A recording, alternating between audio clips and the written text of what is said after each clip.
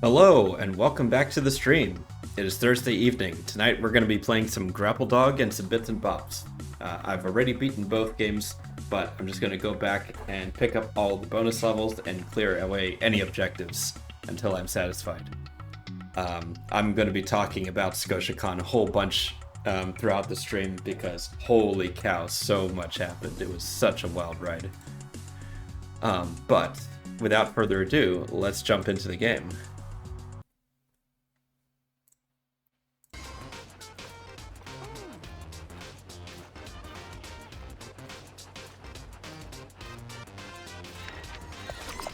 Alrighty, here we go.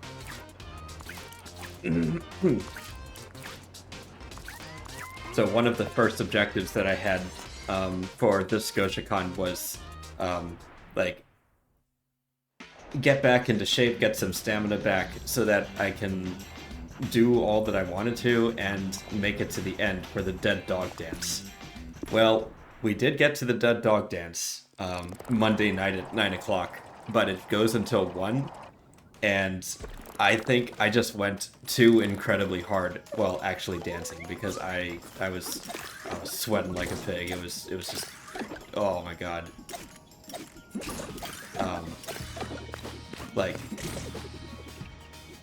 At one point they started playing Chubbawamba, I get knocked down, I get up again, and people around me were like squatting down on the part where it's like I get knocked down, and I did that one time and my knees exploded, and that certainly didn't do me any favors. But also at that dance, the previous night, or was it yeah, I think it was Monday night.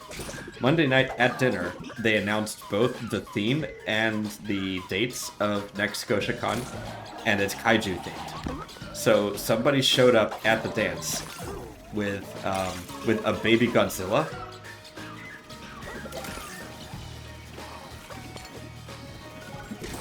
And everybody made like an impromptu shrine to the baby Godzilla and started worshiping it. So like people would come by and like deposit their fursuit head or a hat or something or a plushie, and they would just add to the pile. Kaylee took a picture of this and sent it to her gamer friends, and they said it looks like they're either conducting a satanic ritual or they're manifesting something. And yeah, they're manifesting Godzilla is what's happening.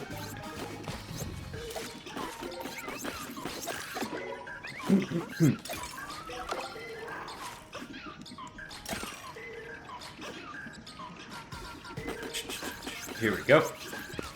Ah! This is what I missed before. There we go. So now we just rush to the end.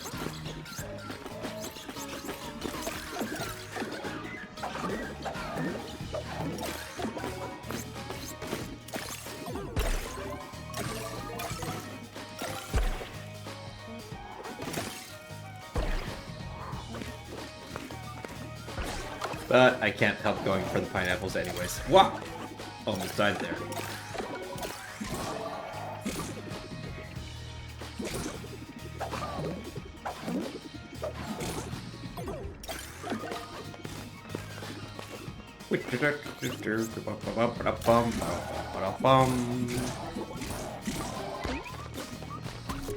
Here we go.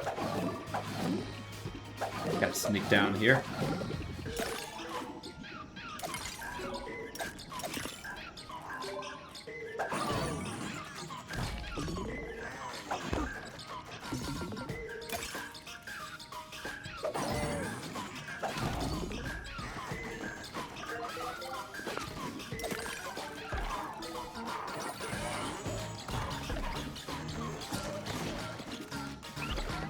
Out of here.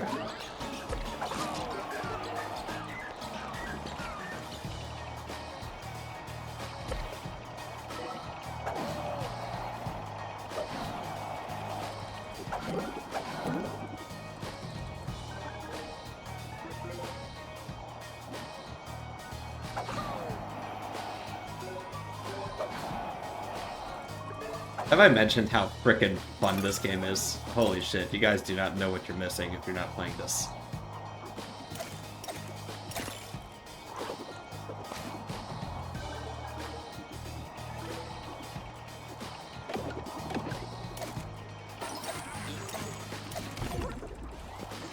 Okay, well that was a slight mistake, but we're gonna recover.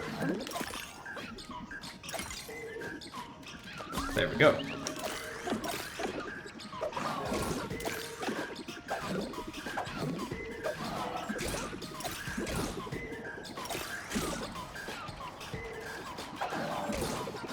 Whoop. So whoop. Shoot to the whoop.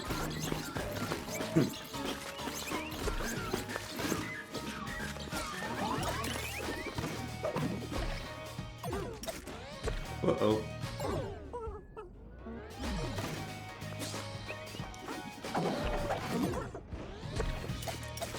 Whoop. I guess that's a game over. But let's see. So, as usual, so I guess I'll back up for anyone who's new to the stream. So I'm a baby fur, and I just really like being comfortable as much as possible. It should probably surprise no one that one of my favorite anime is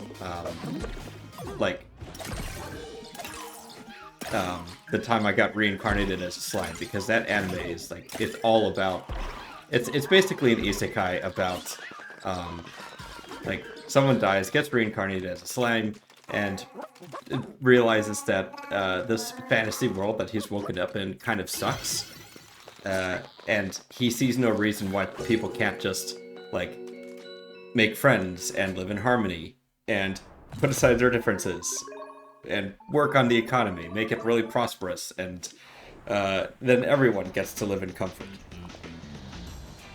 Because he wants to be comfortable, so does everybody else in the end. Like, they just want to be safe. Anyways, I'm rambling a little bit. Okay, 5-3. We're going for the middle purple gem. But yeah, like, mostly...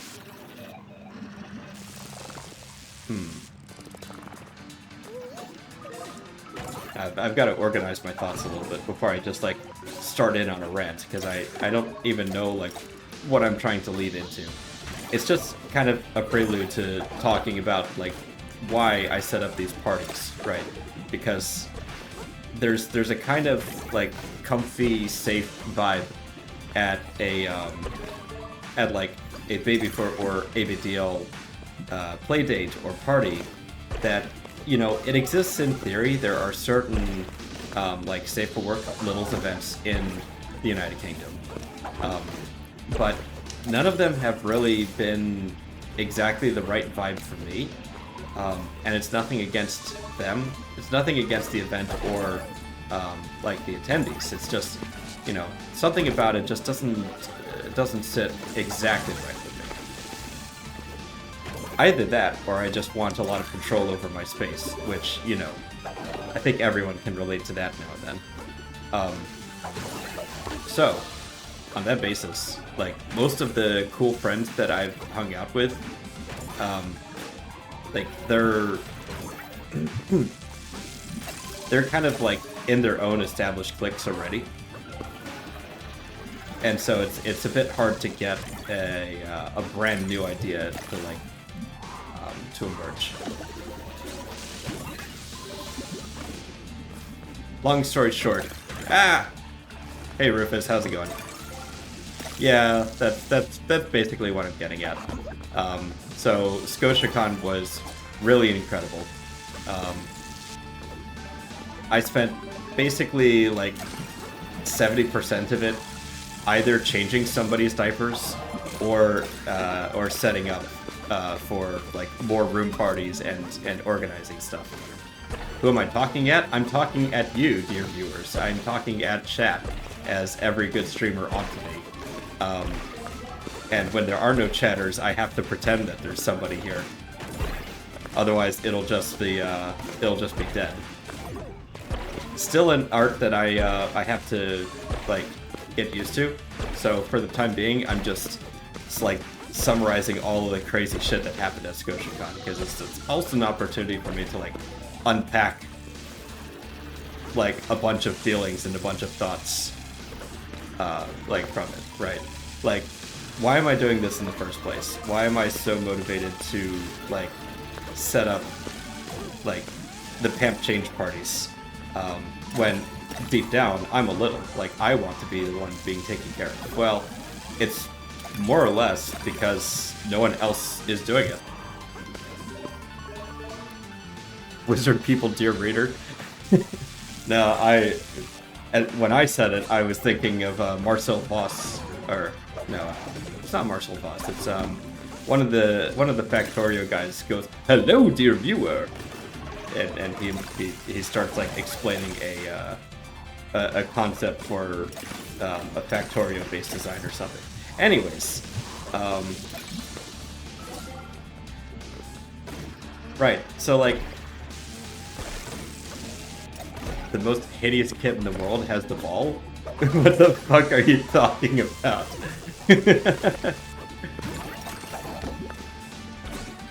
Oh, it's Harry Potter stuff, right? Wizard people, dear reader. I've never actually... Is that like... Is it like cartoon? Web animation or something?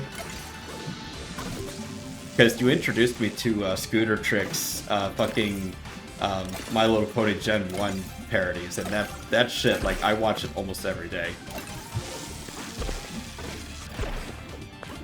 I frolicked 3 times today!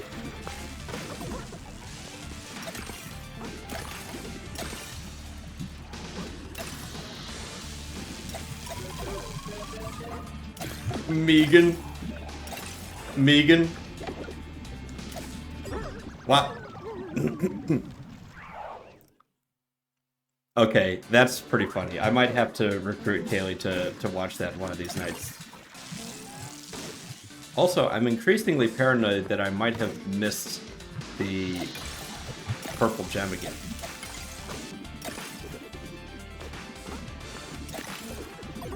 I think what I should do is restart the stage and collect all of them in sequence, just so that I know what order they're in. Need a lot of mental fortitude to sit through it. It's a movie-long shitpost. That's fair. Like, sometimes we're in the mood for that. I tried rewatching Kung Pao Enter the Fist like a year or two ago, and it was like, oh my god, I can't believe I got that. It was one of the funniest like parody movies when I was a kid, but like on rewatch, it's like fucking nails on chalkboard. Like, the gags are funny at first, but they linger on the same jokes for way too long, and the kind of the style of humor is really dated. It's of its time. Just making fun of like the concept of bad overdubbing that doesn't match the lip flaps. Like, once you get past that, it's no longer really that funny. But anyways, narrating, Hermione's looking through binoculars. He's like, Harmony is casting such an ocular spell. Okay, yeah, that's pretty unhinged.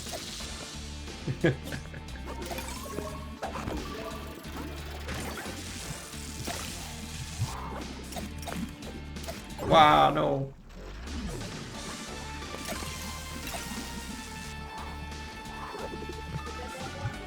Alright, that's the second gem.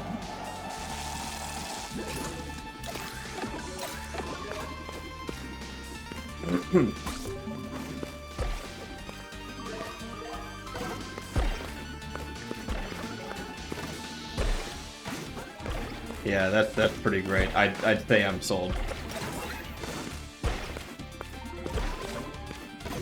What?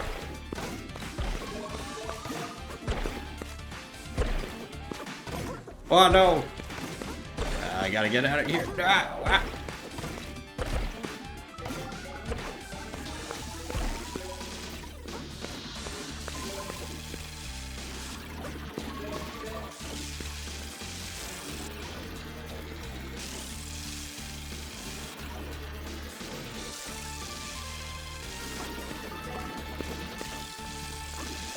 Ooh, nope. Alright, so where was I? Well, Scotiacon is where I'm currently at mentally. So yeah, like, Friday we had 2 Pamp Change slots, and these were just the like smaller, more intimate get-togethers, and I put a soft limit of 3 people on those time slots just so that people could have some privacy and some time to like engage with me and Kaylee one-on-one, you know, outside of a party setting. But we had parties every night at 9:30, and I'll get to those in a moment.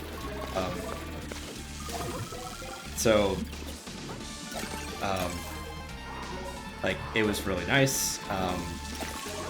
I think, who was at the first one? It was Gragos and Antimony, I think. I should probably not, like, name drop these people individually, so I'll like, skip over their stories, but Gragos is a total sweetheart. He's, like, he lives in the UK, still pretty far away from me, but he's Thai, and I'm half Filipino, so, like, we already have that kind of kinship. But also, he's just a very silly kitty, and I love him to death. I really need to talk to him more. I like on the way home from Scotiacon, or not like on the way home, but like the day after, when everyone else was going home.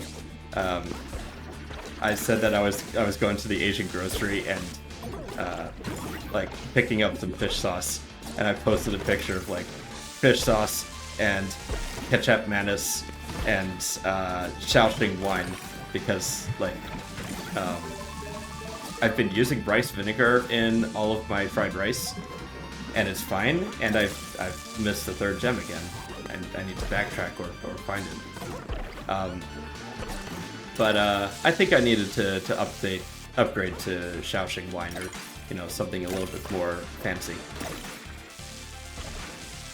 Hope we get the chance to hang out someday, not even in like a party setting, just vibing. Yeah, I mean, I like vibing a lot. Just the people don't appreciate how deep conversations can get when there's like, you've just got some tunes on, and like, you're not playing a game, you're not really heavily engaged or watching something, you just enjoy each other's company, you know?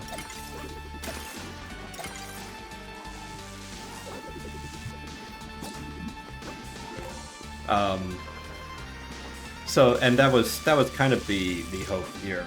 I guess I'll skip ahead to Saturday because, like, or, no, was it Sunday? Yeah, it was Sunday. Sunday was when we got, like, a bunch of randos together. And... no. Yeah, I think I found the that remaining purple gem. It's in this hidden little alcove up here.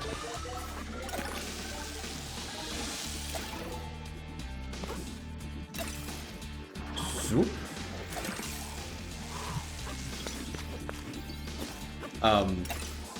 So the plan was always, like, I would try to get a suite just for extra room space, and failing that, I was going to, like, beg the hotel to place me next to some friends, and we could combine our rooms and have, like, overflow space.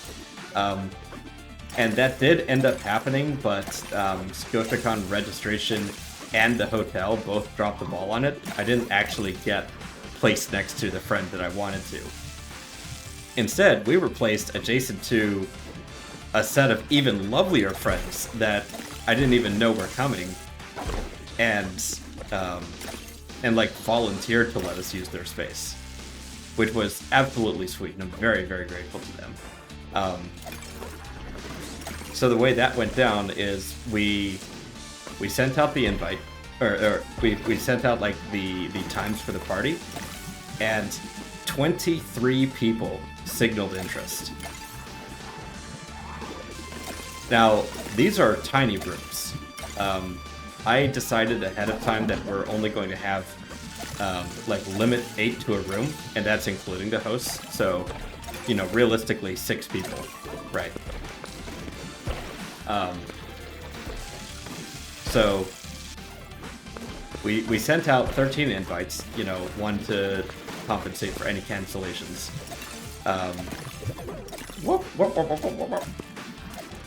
Not gonna make that one. And everyone kind of crammed into my room at first. So, like, once we had like 14 or 15 people in the room, I was like, all right, I'm going over to the overflow room to set it up. And I pulled like just 2 people over for the time being. Just the ones who looked the most overwhelmed and wanted some time to chill. So I went over, and they like helped them get their TV set up. And a thing about these hotel rooms, there's a thing now, I've noticed this in the last 5 years or so. Hotels are now getting televisions that, like, they don't let you change the input source. Like, they have HDMI ports in the back, but, like, the remotes at the Crown Plaza Hotel do not have an input source button. And more than that, like, you so to compensate for this, last year we had a friend, really was more of a newcomer, but she let us use her Flipper Zero, which is kind of a hacking tool. It's got an IR blaster in it and shitloads of cool tech features. It's one of those things for, like, I don't want to own one because it has connotations of, like, walking around with lockpicks. You know, there's nothing wrong with possessing a set of lockpicks, but it does kind of say something about you and your interests. And, like, you know, you can enter someone's house at any time. You know, so I don't want a Flipper Zero. And I avoided getting an IR blaster as well, just because it would be like an extra dongle. But I bought a really cheap, like, universal TV remote, hoping that this would solve the issue. But, like, it didn't quite work out that way. Yeah, you want to bust into people's houses. That's understandable. But, like, so at first I tried, like, I programmed it to Samsung, great, it worked. But when you click, like, change source, the TV itself was in a kind of hospitality menu. So, like, the HDMI sources weren't available. I would have to bypass the software itself. Okay, I can do that. So I looked up how to access, like, the service menu, right? And of course there was a master password on it. None of the default passwords worked, so I had to go back to the drawing board. There are some more service codes that, like, boot you into. Ah, there's the gem. Good.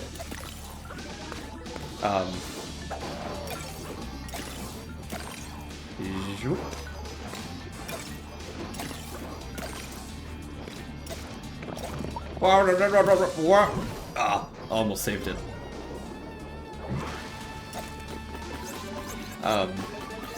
There are other, like, codes you can use to get into, like, the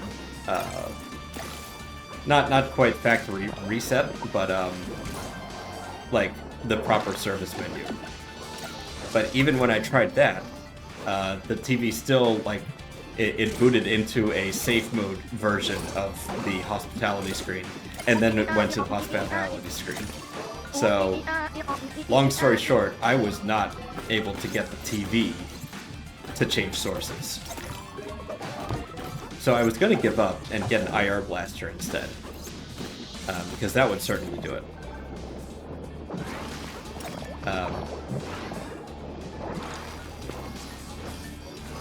Okay, I need to find the pink switch. There it is.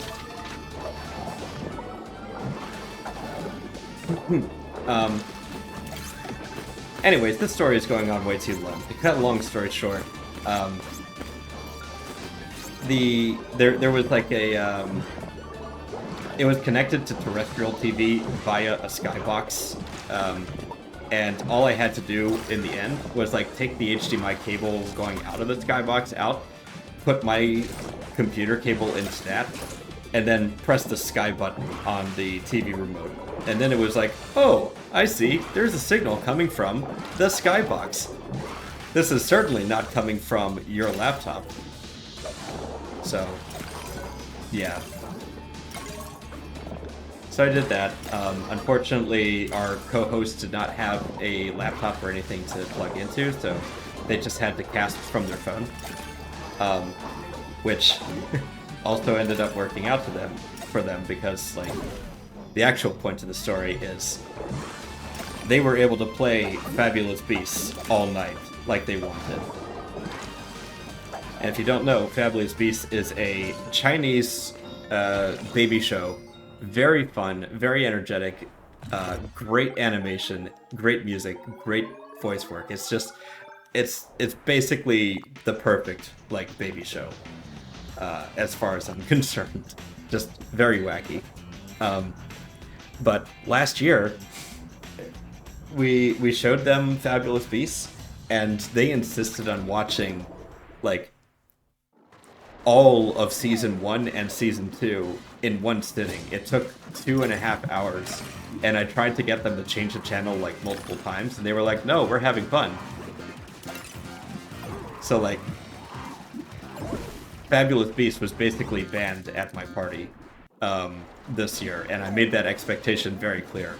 I want people to, like, engage with each other and have conversations and, like, you know, get up to some shenanigans. We didn't come all this way just to watch cartoons. You know, we can do that anytime. But I can't ban a TV show if it's not in my room. So, yeah, they found the loophole. It ended up with, like, it was supposed to be like 6 people in my room and 6 people in theirs, something like that. It actually ended up being more like 10 people in their room and 4 in ours, because it was Sunday night and everybody was exhausted, and they just needed some time to decompress, and that show is quite good at that. So, you know, I was anxious at first. Like, am I letting these guys down? Am I not pushing hard enough to get, like, a game going? But, like, after talking individually with people, I officially stopped worrying about it, and I just let them do their own thing. So that worked out.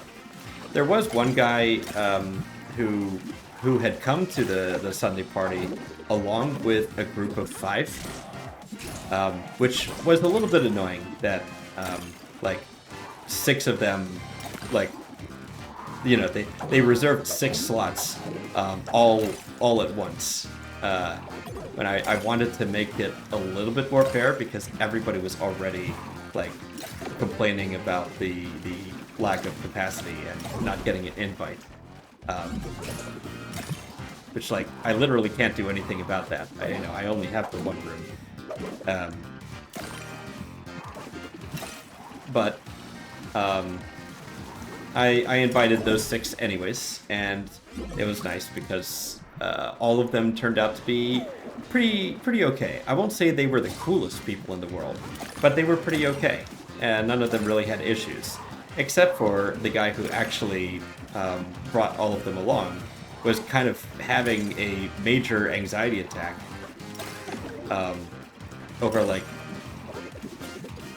he's the one who's been, like, planning all of their activities and getting everything set up, and he feels like he's failing them and disappointing them and letting them down. And what if they're not having fun? What if everybody hates me? What if this is what bugged me the most. He was worried that his guess... Oh, hey Timber. No, you are absolutely cool. I was just glazing your performance at the overflow party.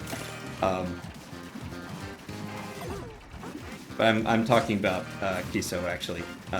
I really should not be, like, name dropping these guys, but just, like, for your context, like, he was kind of having a sort of anxiety attack over his friends possibly not having fun at the party, because, like, he's responsible for them or something, and, like, if they behave poorly, then it would reflect poorly on him, something like that.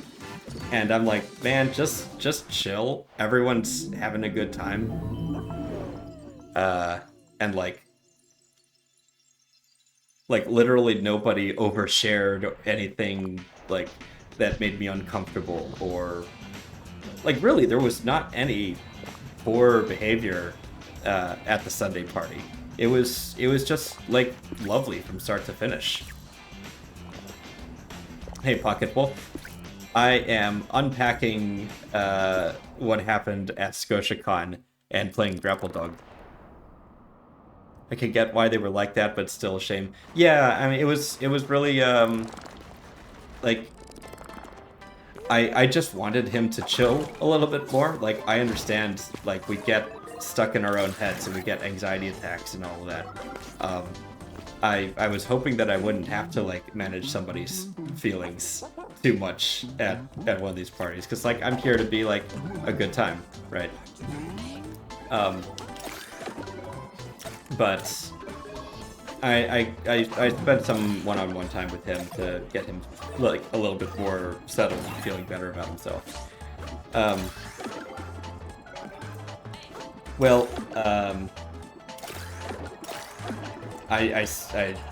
I dropped the Twitch link to Timber directly, and Pocket Wolf just always shows up. He's, like, my most loyal watcher, and I love him to death.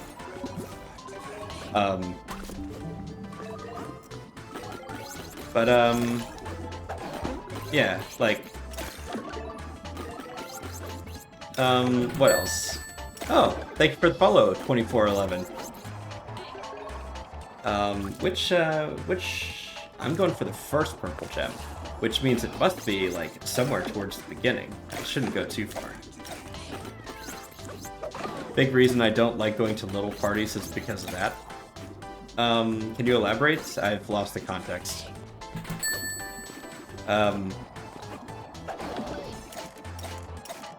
Oh, Toxoplasma... Oh, there it is. There's the purple gem. Okay, let's restart a checkpoint. Toxoplasmosis, specifically feline toxoplasmosis, is a... it's like a worm parasite that cats carry that can sometimes infect mice and make them really docile and want to be around the cat more.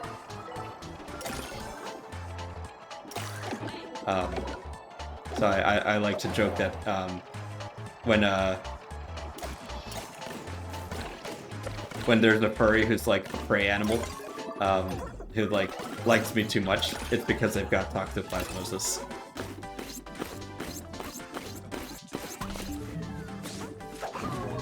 Right, so I need to open up all 3 of these.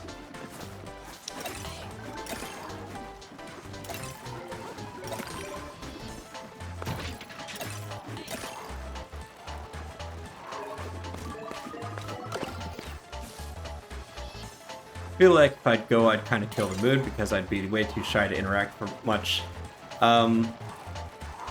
So there's a bunch of things I can say about that. One is you don't ever have to worry about being too shy at my parties because everybody ends up pretty shy. That's actually like one of the problems I'm trying to address is like, I recognize that people don't have a lot of confidence in their social skills these days. And so they need a little help. They need an opportunity to see, like, I could just come as myself, people like me. But similarly, it's hard to get that feeling if you just go to a party and everyone's like drinking beer and talking over you and like playing Jackbox and you're constantly like doing stuff. I feel like it has to be a bit more mindful. And like I have to imagine that it's a good approach because everybody like is in love with white parties. It's like last year I kind of had something to prove, so I really pushed myself like to the extreme limit to get this stuff set up. And this year, like, I dialed it back slightly. Like, I was still as organized as I ever am, but like, I made sure that I had plenty of time to like meet with people more individually and like recover and stuff. Anyways, I'm digressing. You ever consider doing social skills games like you used to do in school to break the ice? That could possibly be an idea. I think...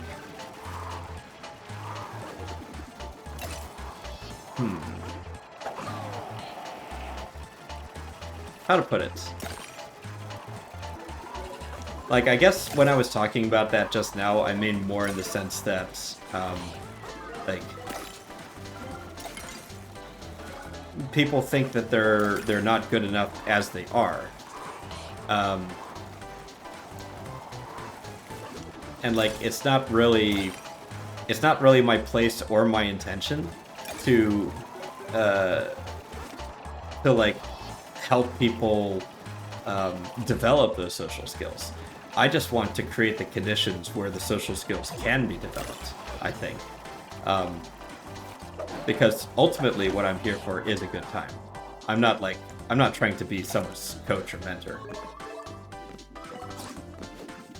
Okay, I've gone all the way to the left side of the map, to the right side of the map. Look at the baby, he can't even tell his left from his right. I need to get like back to the very beginning of the stage.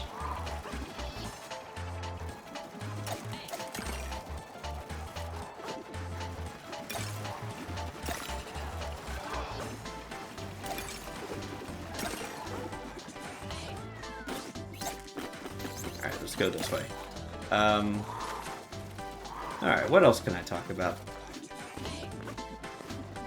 Can talk about how one of our friends was like so flustered and blushy that he turned into a nuclear reactor.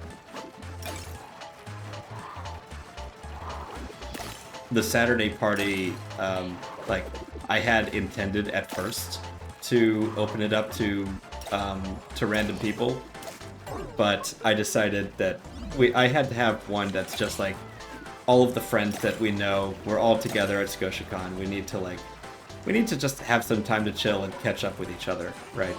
And when I went down the list of people to invite, it was already more than we could contain in both rooms. Like, yeah, there were still like 2 or 3 friends that I could have invited, but didn't, just for space reasons. Just mean at the very beginning, like, telephone or here's 3 things about me. So, like, I get you, and I think that sort of brushes up on something I was talking about at the start of the stream, that, like, there are Littles events in the UK that do that sort of thing. Littles Lock-In is, like, incredibly safe and approachable, and offers a lot of activities and a lot of structured activities. Like they'll tell you, like at this time we're going to do a photo shoot, at this time we're going to play a game, and like they always do like 2 hours or so of party games, like Pass the Parcel, and like passing a hula hoop between like a bunch of critters. And I don't know, it's great. It's everything that I would ask for in theory, and yet there's something about it that just repels me. I think there's something about that sort of how to put it. But it's like I don't have a clear role for myself. Maybe it's just a very like narcissistic sort of thing that if I'm in a space and everybody's already having fun, then I don't really feel as much a need to interact because I can't really make the situation better. I want my involvement to be a little bit more meaningful. So I think just thinking about that has helped me break through to something. So thank you for bringing that up, I guess. All right, so this goes directly to the boss, huh? How the heck am I gonna get that?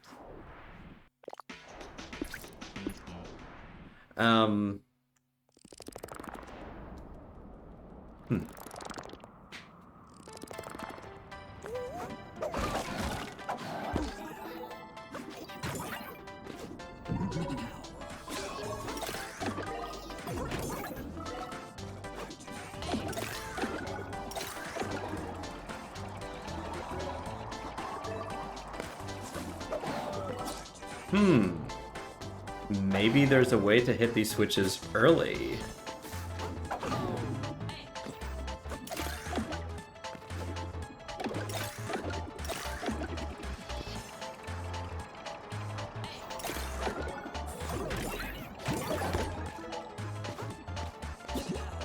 Right, what if I go this way?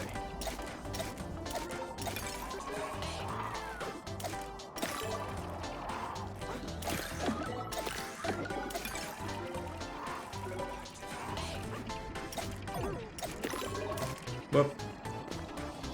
Try that again.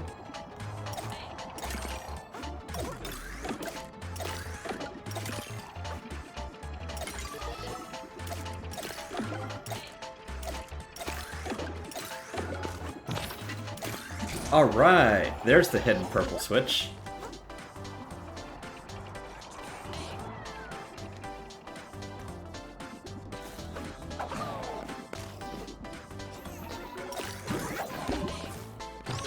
Then orange.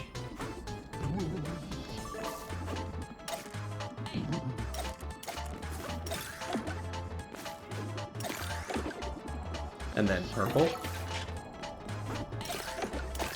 Or pink, rather.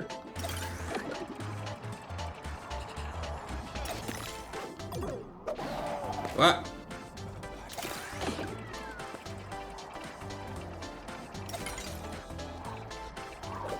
Whoa.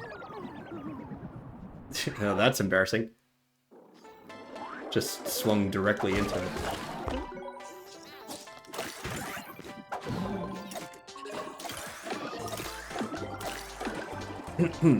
Alright.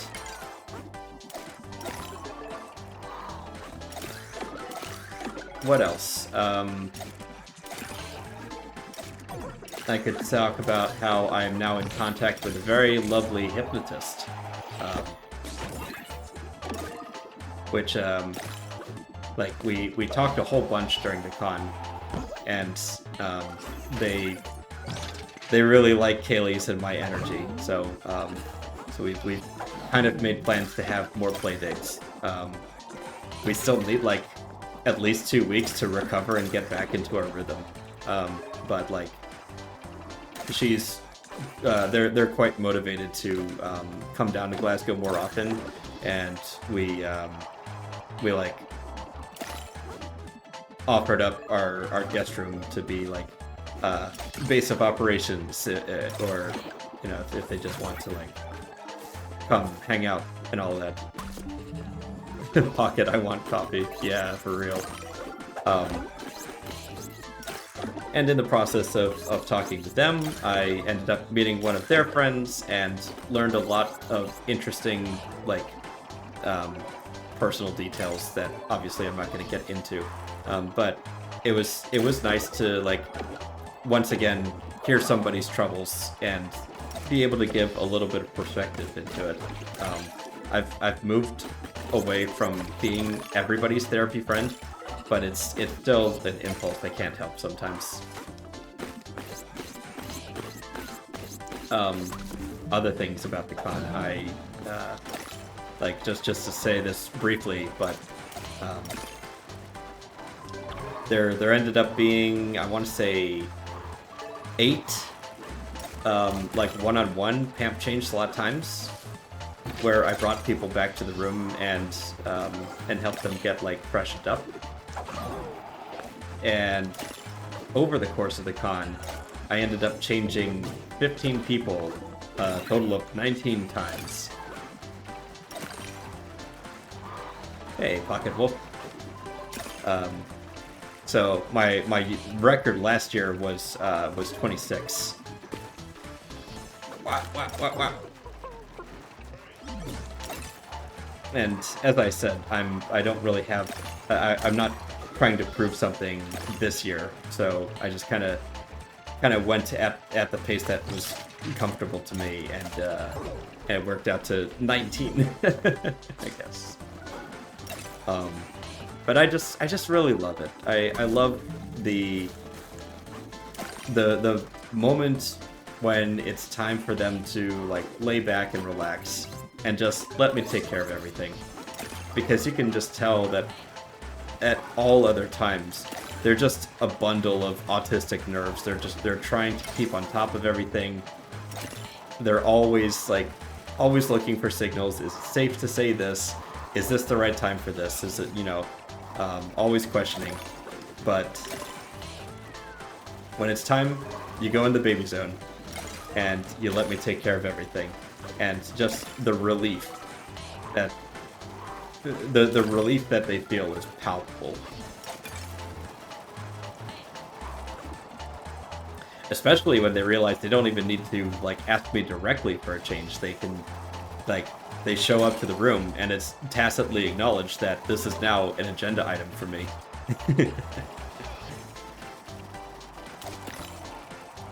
Oh my god, whoa. I don't know what that was, but I think I temporarily busted past the length of the tether. Started swinging around. But yeah, 4-4, and we're going for the last gem here. 300 bab room party. Well, that's another thing I should talk about. I mentioned earlier I tried to get a suite, and that didn't work. I like contacted the Scotiacon registration, and they said that all of the suites were already allocated. They couldn't do anything for me. And this was after I'd sent like a 5-sentence email explaining like, hey, last year we ran really successful parties, and this it's for the ABDLs and baby furs, and there's an unmet need for spaces catering that are safe and consensual and drug-free. Like I really made it like as appealing as possible. Like, oh look, someone's finally like looking after these kids, and they still basically came back with boilerplate. Sorry, we're all booked up. And so I changed tacks and said, all right, well, can you like place us next to some of our friends? They said they couldn't do that either. All of the rooms were allocated. And that's got to be like just a flat out lie, because I emailed them on like August 6th and the convention happened just now. There's no way that the rooms themselves were allocated. Like, this was basically just them fobbing me off. And that's a, for the Americans, that's a term for, like, being given the runaround, essentially. Like, oh, can you hang on a minute? I've got to take this phone call. And then they never get back to you. That's a classic British move.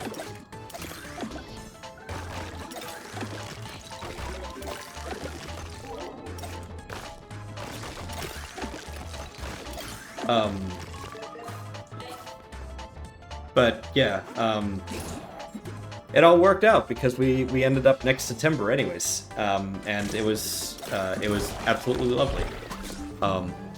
Bad words, into the brain vault it goes. I don't know what you mean.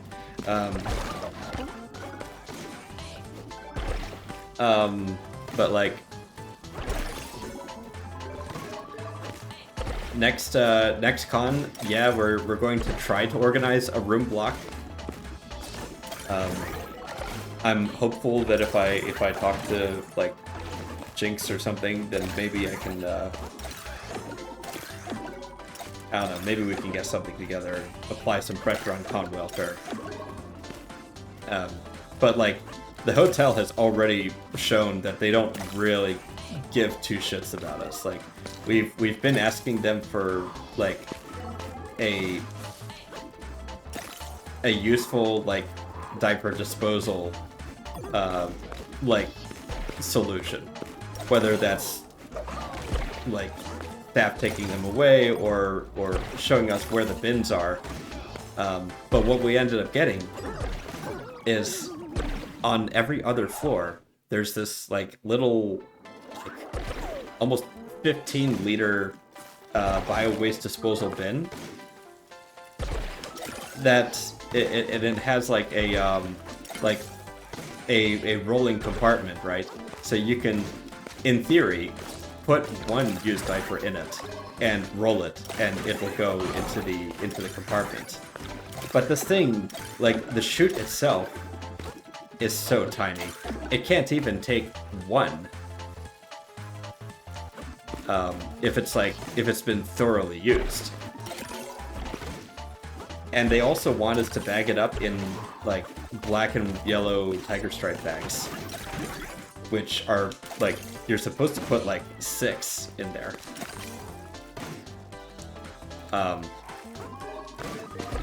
So it was just like really inefficient.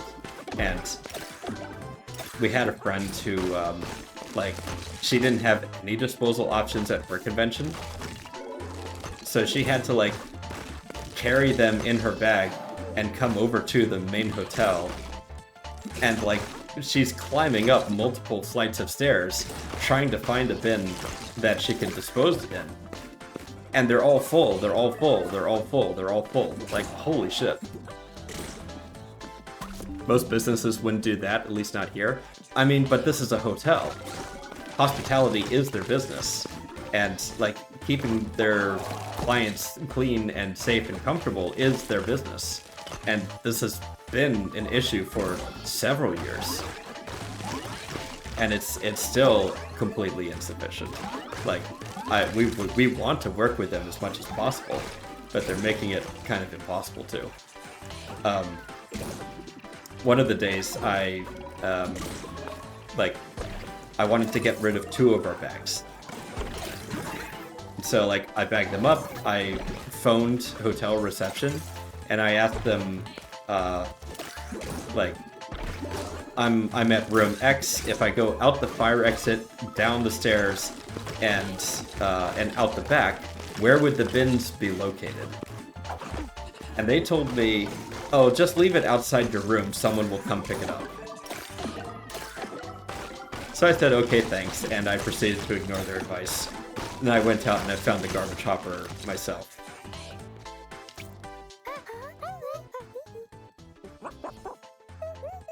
Why are they always yelling like this?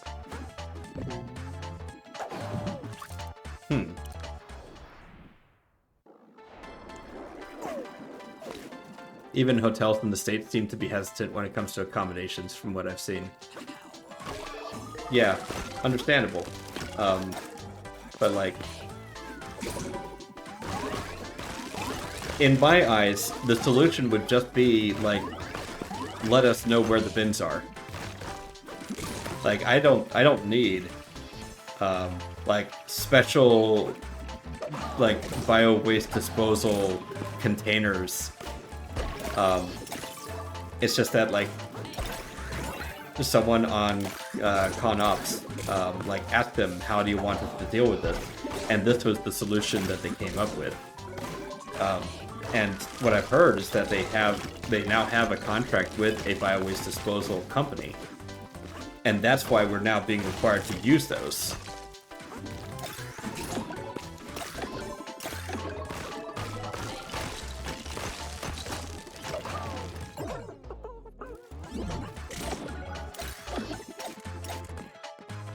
Oh, there it is. Just hiding off to the side there.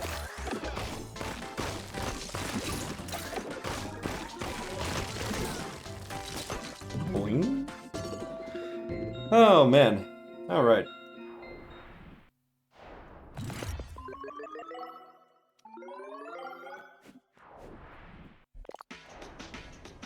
There is, I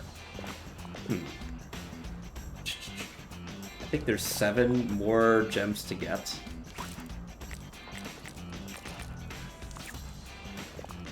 Right, so I'll do this stage, and then I'll switch over to bits and bops, I think.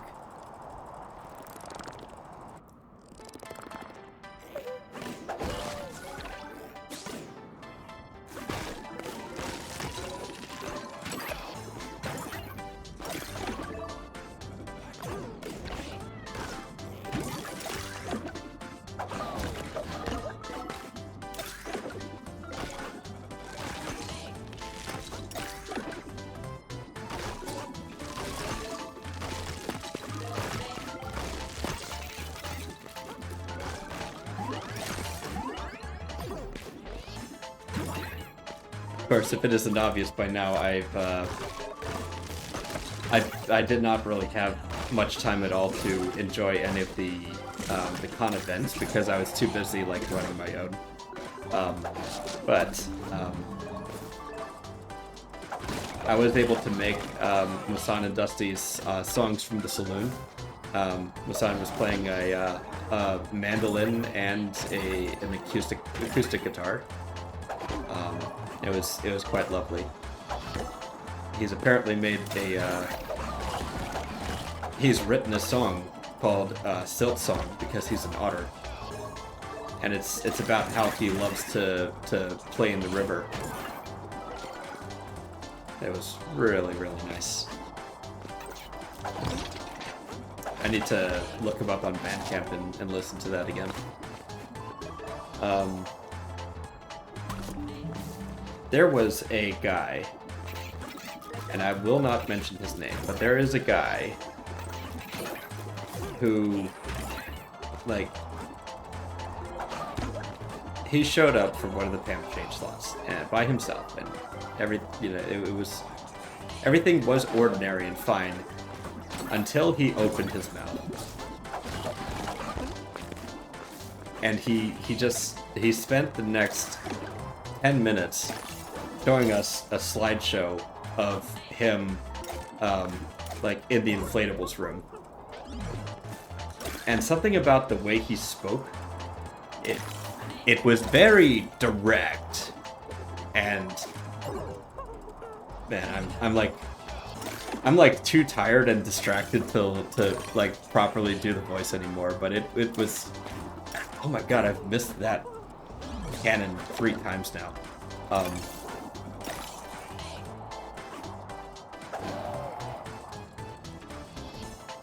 Oof, there. Yeah, after this stage, I'm gonna have to take a little break, I think. A little water break. But like, Kaylee and I weren't able to get a word in edgewise, and the guy was just, it was basically impossible for him to read the vibe, to read the room, or really appreciate at all that Kaylee and I were uncomfortable. And like the first red flag is one of the first things that we talked about was like tonight's room party, right? And the fact that I had already sent out the invites and he didn't get one, and he was doing the math based on like the room capacity and the number of thumbs up on the message, because he was absolutely convinced that he was the odd one out. And I had to explain very firmly that, like, no, you're not the odd one out. There were a ton of people that didn't get invites.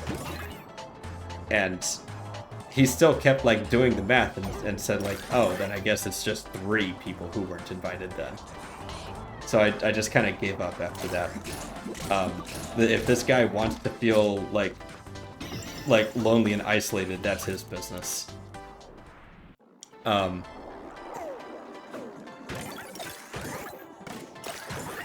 But, like, then he showed us just an absolute metric ton of pictures that we didn't ask to see, and it was just that for the next 7 frickin' minutes. And then he showed us pictures of, like, his nursery at home. And then he showed us a picture of the floor of his nursery with the foam tiles. And just the way he said, and here's my floor. Just, like, Kaylee was almost dying laughing. Like, just, again, the guy is nice, but holy shit, just, I could not vibe with him, like, at all. And at some point, he showed me a picture of some, like, inflatable rubber pants that he's bought. And I'm like, okay, this is really weird, but at least I can jump off of this topic. It's like, speaking of pants, you're here for a reason, so can I interest you in some of my diapers? Blue NRU straight ups, these are my favorite because they're very sturdy and they hold their shape well. Like, I just like took that opportunity to just like start talking over him and forcibly reset the vibe, and thankfully it worked. Like, I got him changed, I got him out the door, gave him a hug, and he went away feeling pretty okay. But he immediately in DMs tried to set up like a repeat playdate. He wanted to meet up some more and talk some more, and he wanted like another invite to the party. And I just had to tell him, like, listen, you're nice, but like the vibes are seriously off, and like, I don't want you at the room anymore. We can talk in the con space and all of that. But like, I don't want you back at the room. His next response: I'm sorry to hear that. I was not intending to be bad vibes. It takes more than one meeting to get to know someone. Can we talk more at another time of your choosing at the mezzanine?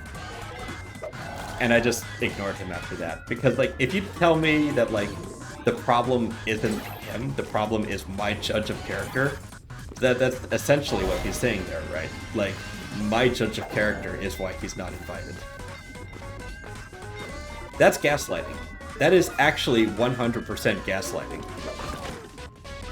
If somebody establishes a boundary, and your first step is to say, well, that boundary shouldn't exist, then you are mega banned.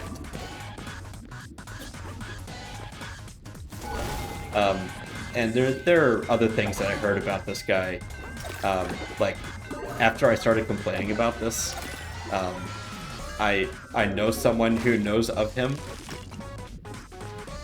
He's worn his diapered fursuit out to like local Comic-Cons, which itself strikes me as a critical lack of appreciating context. That by itself, I don't know. I would say it's a lack of discretion. if you have that much of a lack of discretion, then I can't trust you at the room parties. I feel like you would make people unsafe. And I don't want to be associated with someone who is like that brazen and publicly open about it, who doesn't also know what they're doing.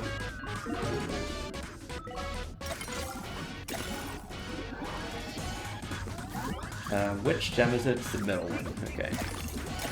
So how about we get this gem and just see where we're at.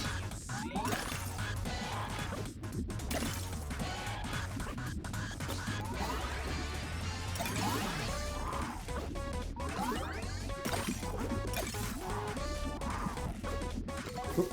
Okay, that's number 2.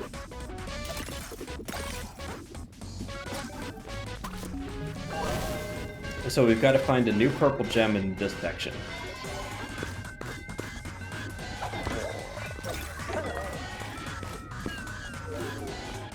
Or this section.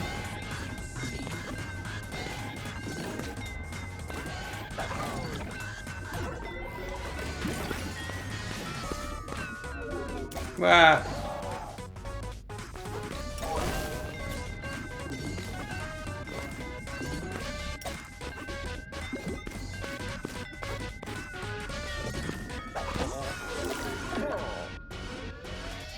Gems, extra tasty rocks. Yes.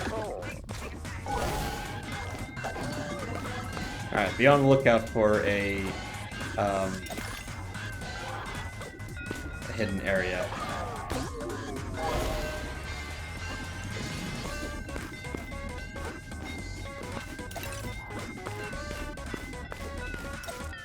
How about that?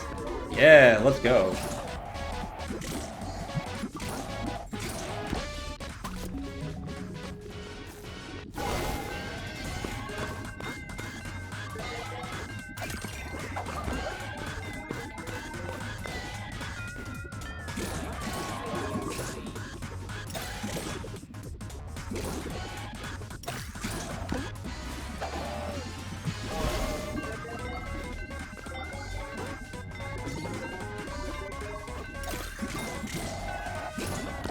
Alright. And I know I'm kind of like stopping and starting the story because I just keep getting distracted by the gameplay. But that's not even the end of this guy's story. Because so I kind of ignored him after that.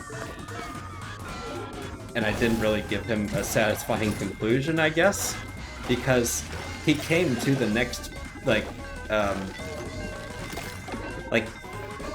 there was another Pamp Change slot, and 3 people had indicated interest in going. So he knew I was in the room, along with other Babs, getting one-on-one attention. He came back to the room, unannounced, just to ask me, like, what was up with my last message, and just to, like, clear the air, because he felt bad that he had given me a bad impression.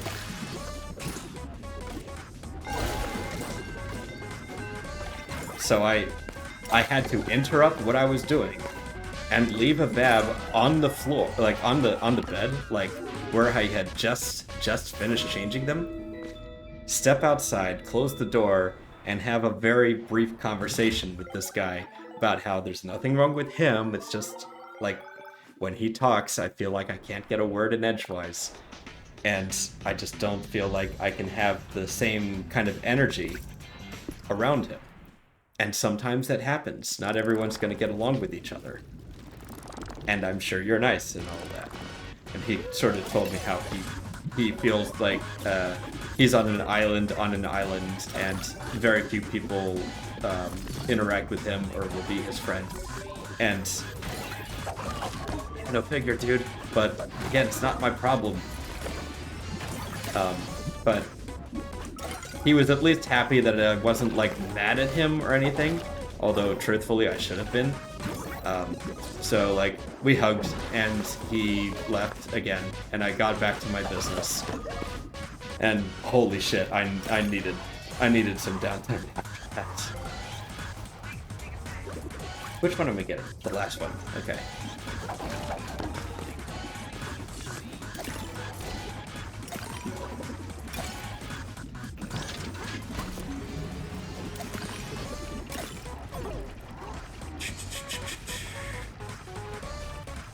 Oh, man. So now, like, the only question for me is, like, when do I ban this guy from the events chat? Because he's still talking in there and he's still active. I don't want to, like, cause drama. But, like, I already know 2 people who are very uncomfortable with him. So he's, you know, he's got to get out of there eventually. Not only that, but like he's from a country that is very small, and I know someone from there. So like, if word got out like where they're from, like it would be bad for everybody involved.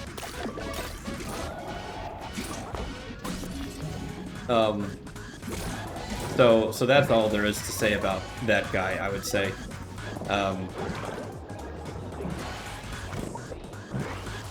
Saturday, we were interrupted by a fire alarm at like 1:30 in the morning, and I don't know if it was. Oh yeah, they did say it was. There was like a fault in the plant room or something. Because like we were brought outside and allowed to go back inside very quickly after that.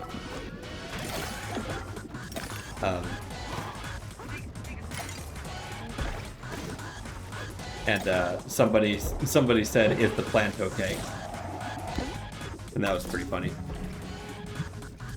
An autistic individual who just likes a bit of extra tact. I mean, it was legendary levels of autism, yes.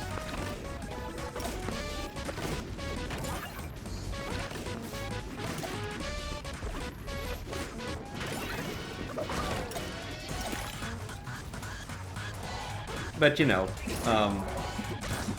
like, my line is still the same. There's nothing wrong with him specifically. It's just, like, if you don't have the right social skills, you will make other people uncomfortable. And that's just a fact. It is still on you to learn the bare minimum of, like, reading the room skills. To know when you're, like, when you've dominated the conversation to a point that other people feel they can't interrupt you. You, personally, have to learn how to recognize that at some point. And it's not my job to teach people that. I'm here to give them, essentially, a new playground to play in. So they can have good experiences.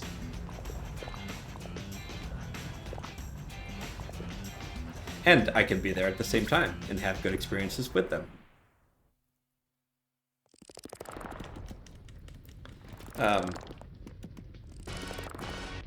But yeah, I'm pretty excited to follow up with some of the new friends that I've made at this con. I still have a lot of work to do to like get back in the rhythm of things. I need to start playing Ring Fit Adventure more. I made teriyaki salmon the other night, which was very good. I cooked it kind of a new way, and it came out pretty good. I'm good for the last purple gem this set.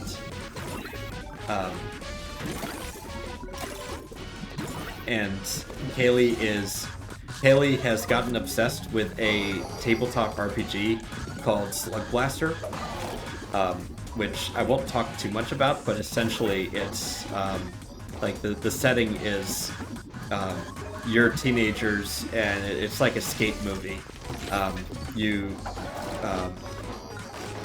Like kids all over the world can now hop into strange interdimensional portals that lead to other dimensions, where wacky stuff happens. Like you might find an abandoned mall from an ancient civilization that has really good skate opportunities, but as a consequence, you have to fight the interdimensional mall cops. And there's like a great like there's a mechanic in this game that I'm really fond of, that if things go wrong in the run, and the run is just a session where you hop into a portal and have an adventure, right? But like you might encounter troubles, and when you deal with the troubles, you might achieve some fame or notoriety, or if things go really poorly, you might take a slam. And like, so as you gain fame and notoriety, your crew will level up and more things become available. But as you accumulate slams, you might like you need like extra downtime to recover from it. So like you might be in the hospital for a little bit, twisted your ankle, or you might have to deal with your parents because you've been slacking on your homework. You know, that sort of thing. But the really cool thing is downtime is when the plot moves forward. Every crew is ultimately like the game is designed to end after a certain point, after you all like complete your character arcs. There's the whole system for like what happens at the end of the story. Like Pete went on to study at MIT and became a nuclear scientist. Jordy like opened up a skate park and started selling helmets. You know, like a proper skate movie. Kind of like that world, but it's called Slugterra. That's pretty cool. Yeah. But like, so Kaylee's gotten absolutely obsessed with this idea, and she's been talking about it with all of her friends, like nonstop. And she now has like 6 or 7 people who are interested in running sessions with her. And like, so we're gonna put like significant energy into getting that set up in the near future. Now that Scotiacon is over, we can focus our energies on that. And maybe watch a little bit less anime to compensate. I need to get some more control over my various vices because after coming back from Scotiacon, content warning drugs, I hit the bong pretty freaking hard.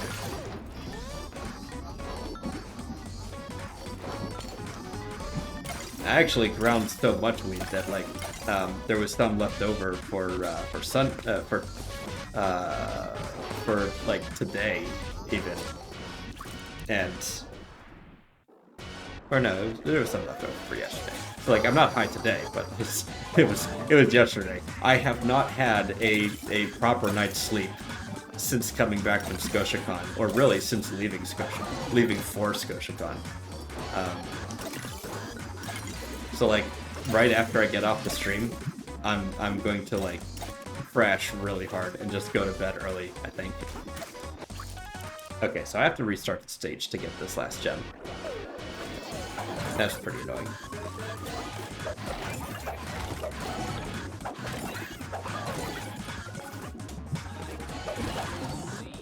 Oh.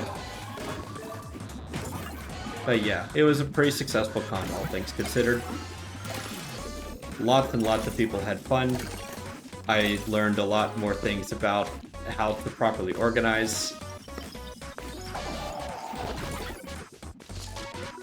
I've learned that probably the best way to manage high demand at a low capacity event is you know, do what I did.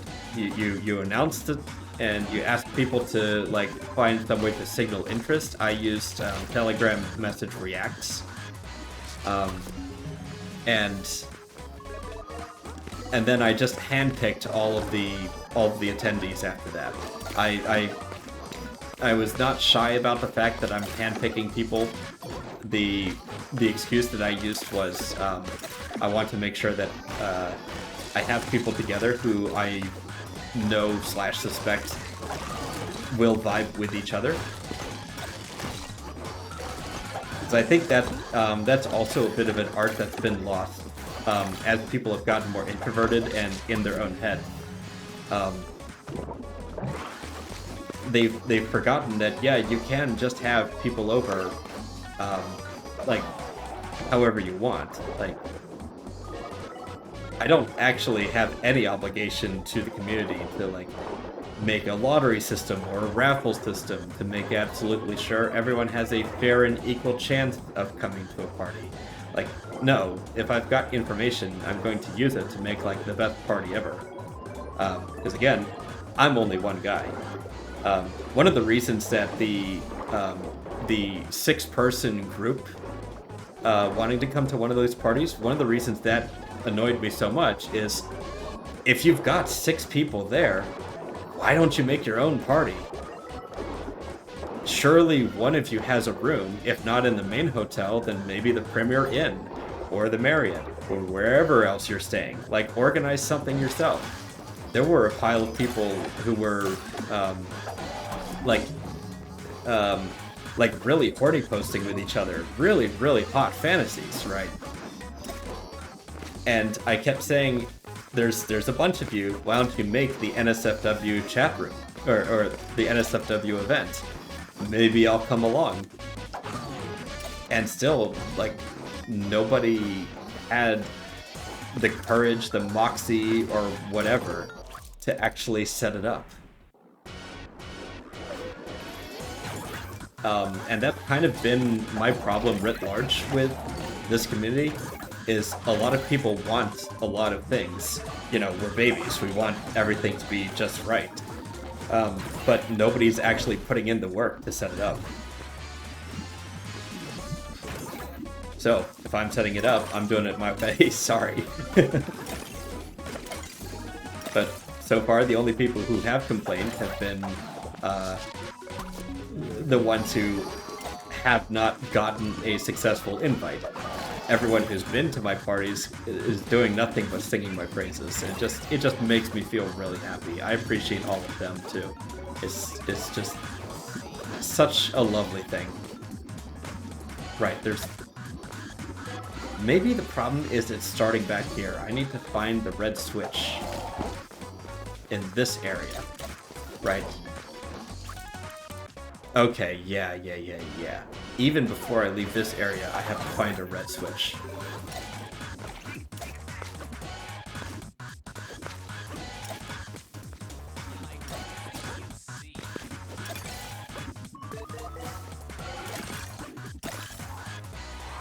Whoop.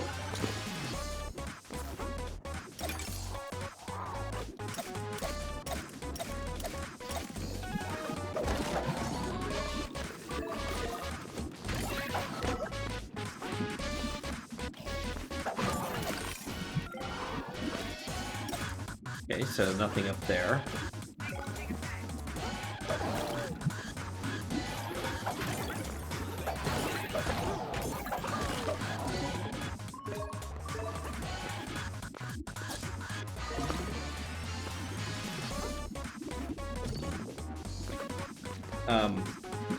But yeah, on that same topic,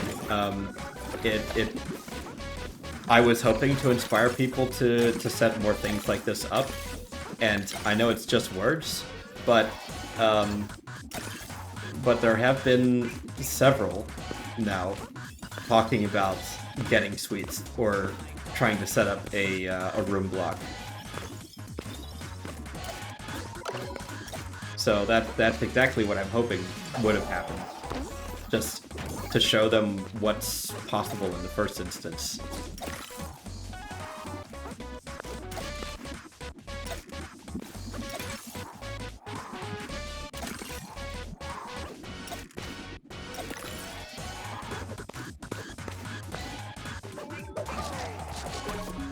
Right, so nothing there.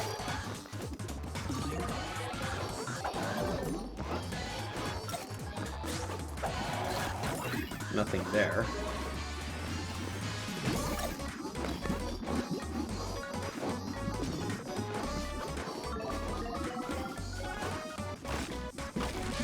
Okay, there's the red switch.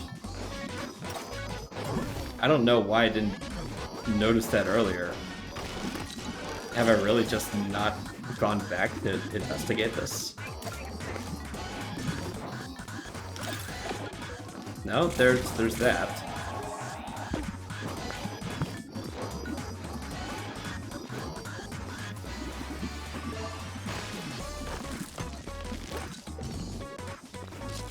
Okay, next up.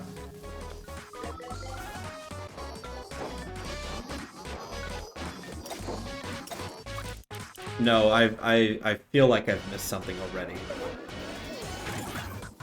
Let's do that again.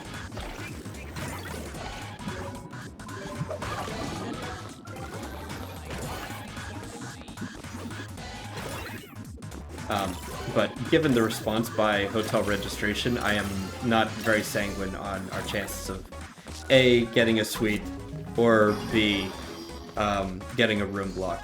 I think they're going to continue to just not worry about us and just let us rot. Because it's not even rumors at this point. It's pretty much very obvious. You can actually confirm this on Company's House.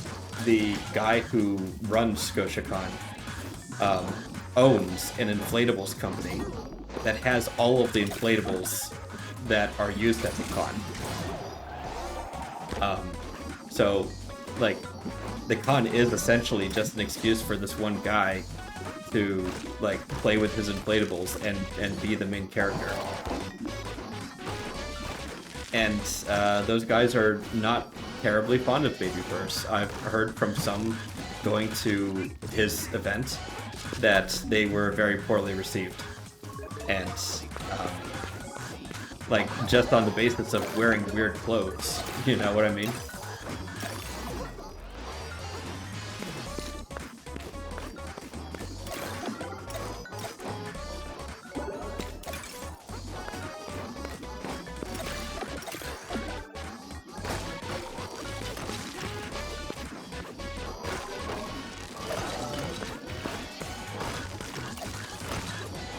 So, yeah,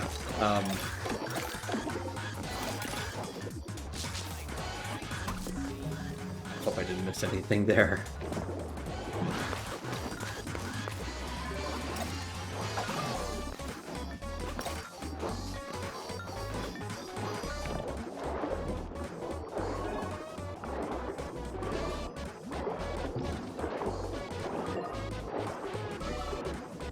I do still need to think a little bit about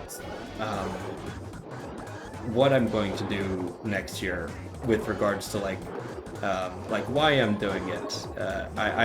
I'm just the kind of guy who constantly questions like the reasons for doing things,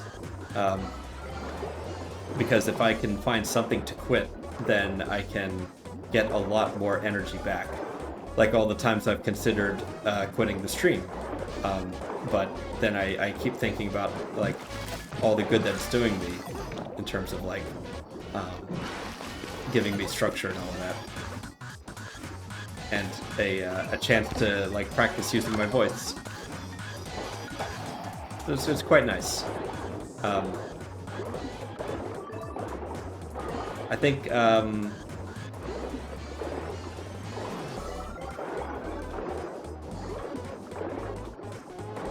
like I might not 100% Grapple Dog on stream. I might just like finish it off like off stream and move on to another game after this.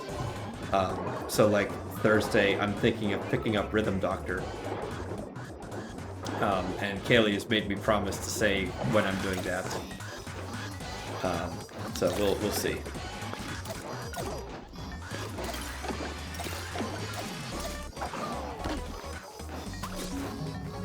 Okay, well, I'm here now. And there's still that. So I need to find a gray switch.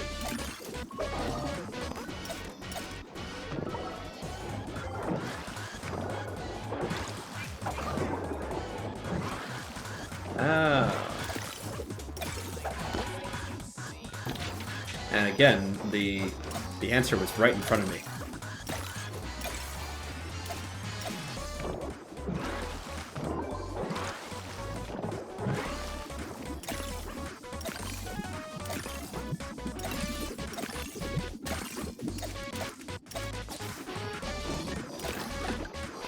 I think this is what I was missing this whole time.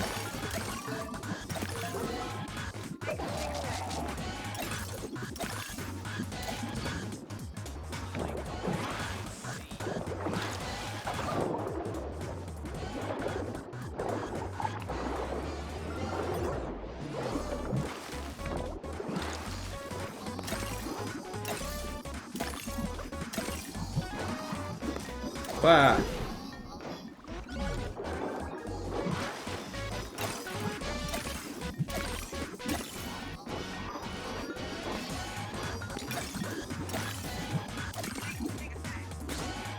All right, let's switch to bits and bops.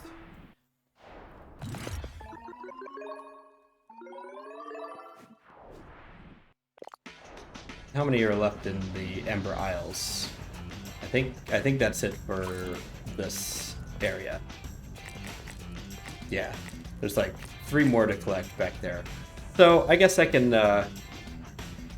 finish those off next week. Why not?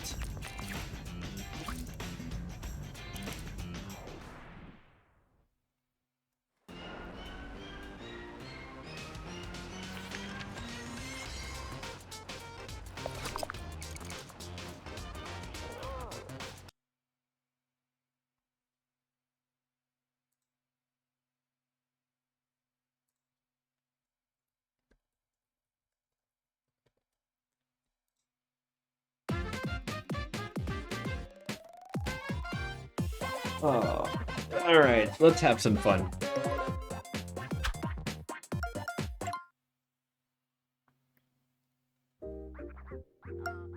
Oh, I got mail. Wow. Perfect tracker. Hey, nice to see you again. I find this lounge super relaxing. What do you do to relax? Something that requires none of my attention. Me too. You know what? Sometimes I like to do nothing. Is that allowed? I'm really enjoying doing nothing right now.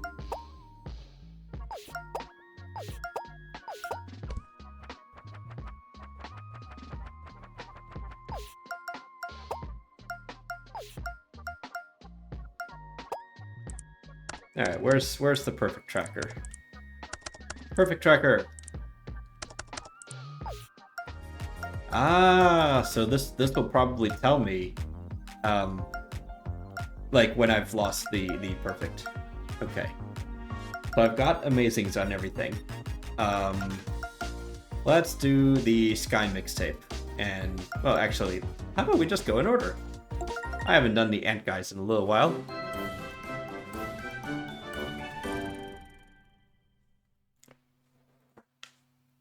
I also need to remember to hydrate, jeez.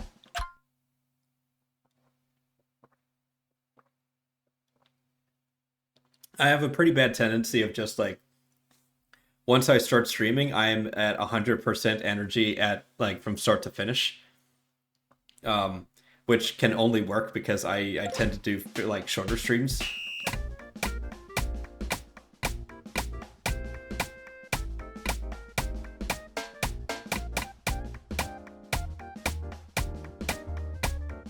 Actually, is the perfect tracker going to tell me when I've lost the diamond?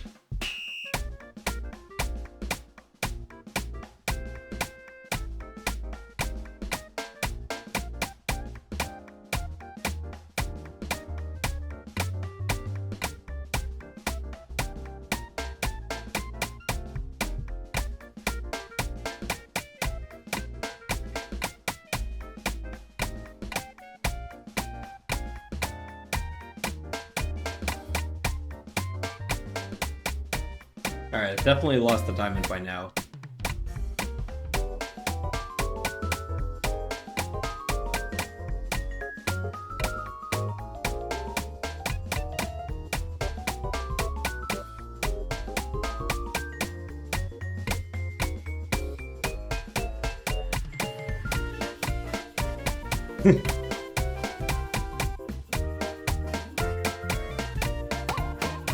No!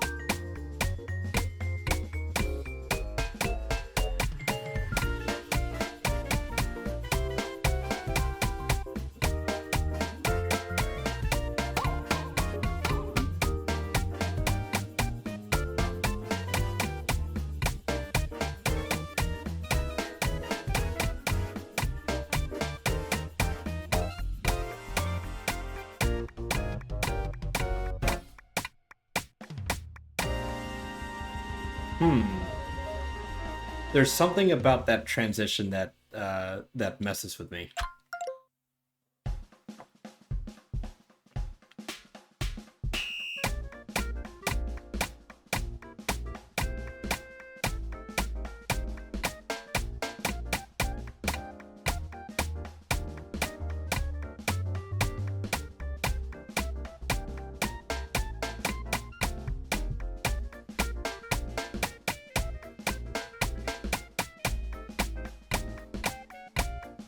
I just noticed that the grapes, like, sink into the bowl as the ants are carrying them away.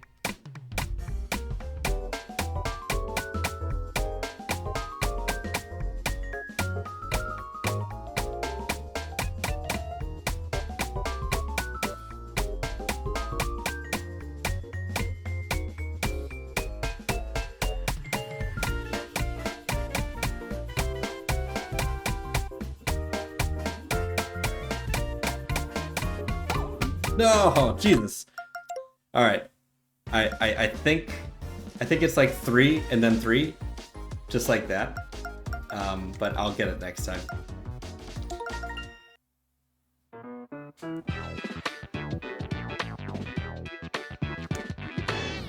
Bebot, and the Fly Girls.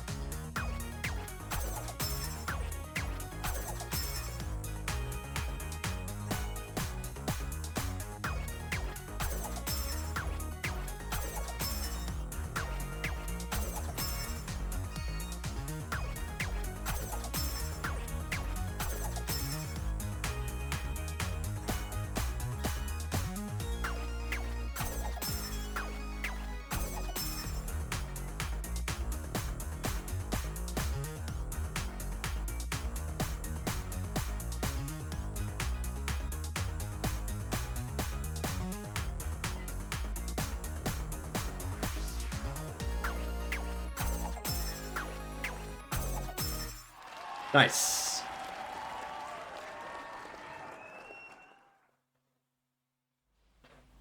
Yeah. You're a dancing machine.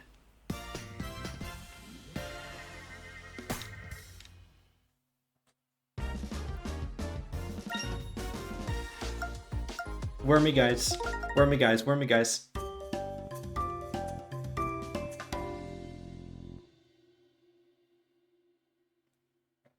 Wormy, wormy, wormy, wormy, wormy, wormy, wormy, wormy.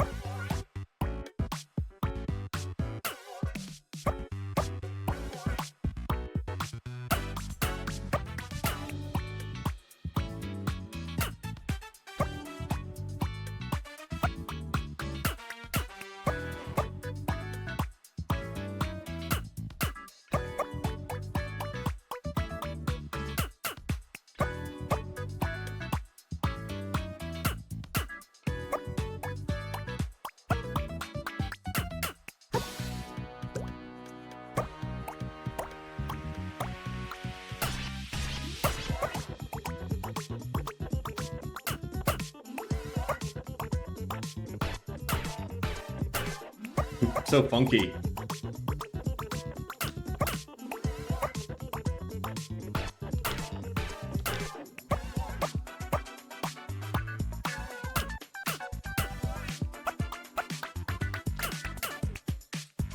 That one always gets me.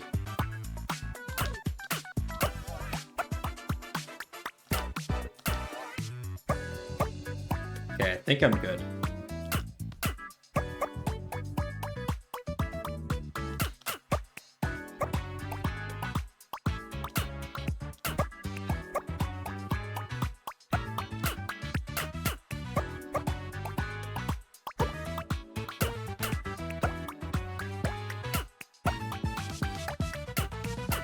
Yeah!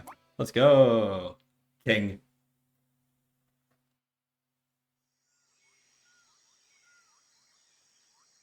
You became one with the rhythm.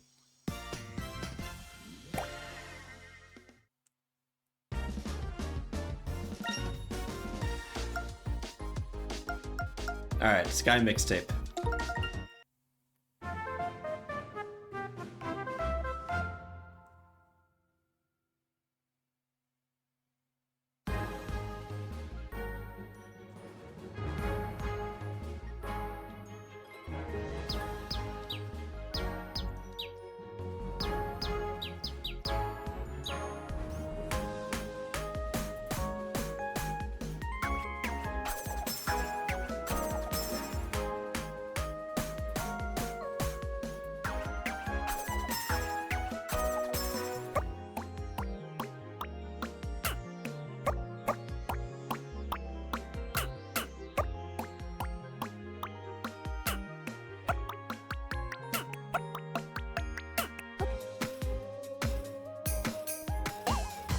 Whoa. Oh, there was it was slow ones, not fast ones.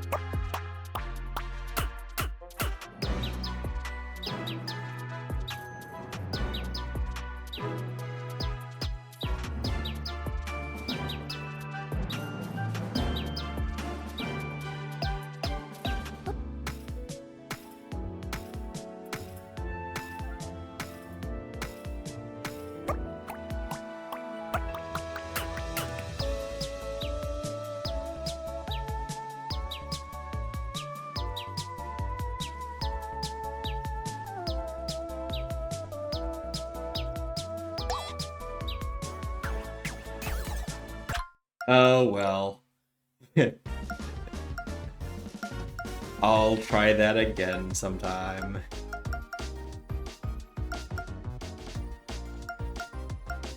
We'll end on something harder. Let's try President Bird.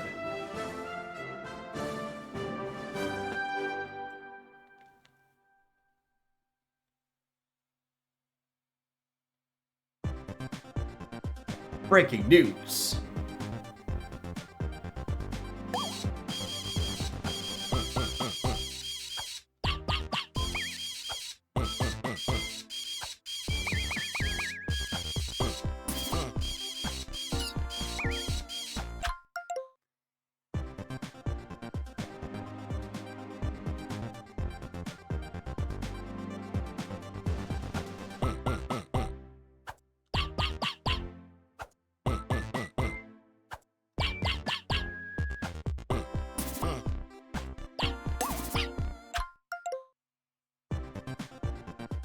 This one's so hard. The song cutting out, making me like remember the rhythm all on my own.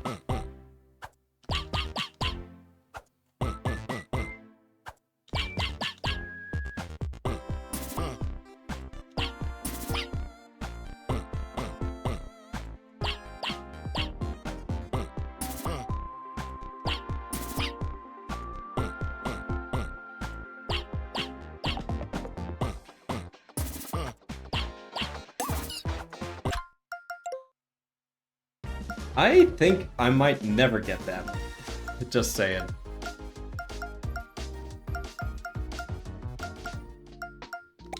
Ah! Oh, hi again. Didn't see you there. Have you met Poodley? We draw together sometimes.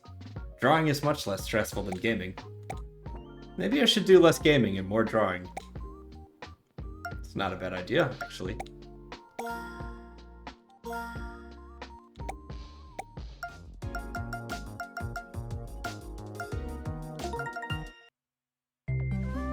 Globetrotters.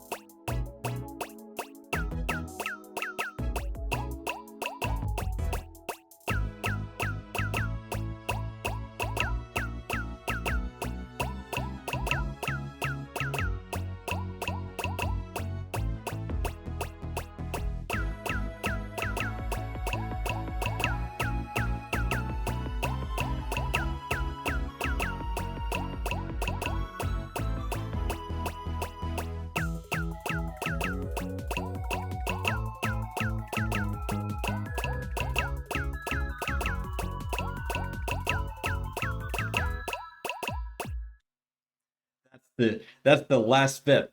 That bit caught me up last time.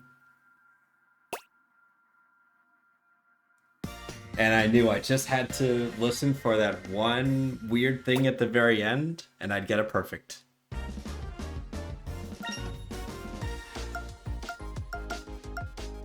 Alright, hammer time.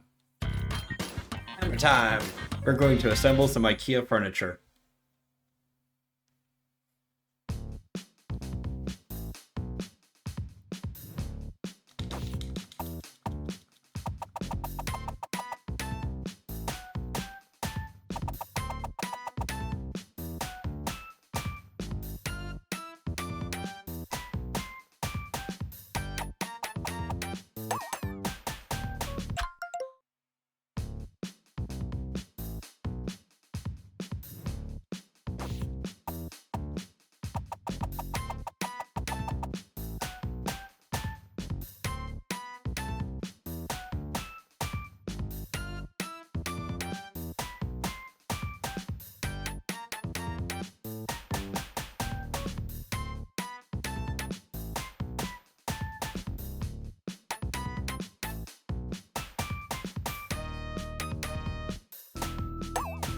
Ah, dang it.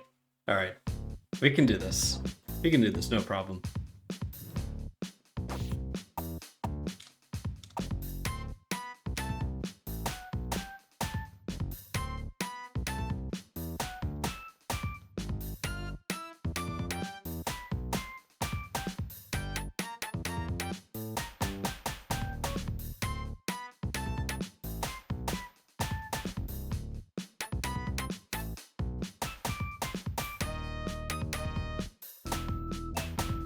I was very late in that one.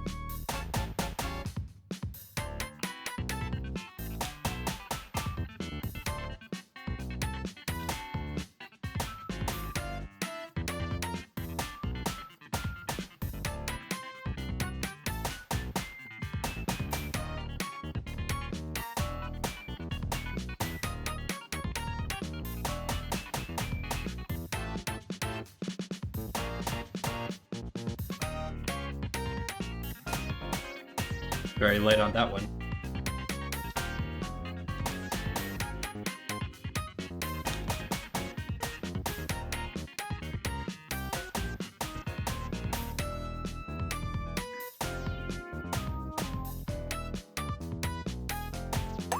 Ah.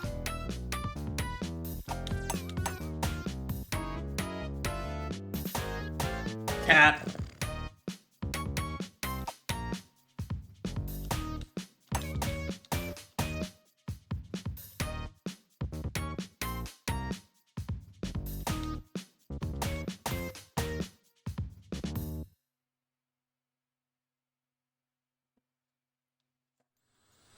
Cat.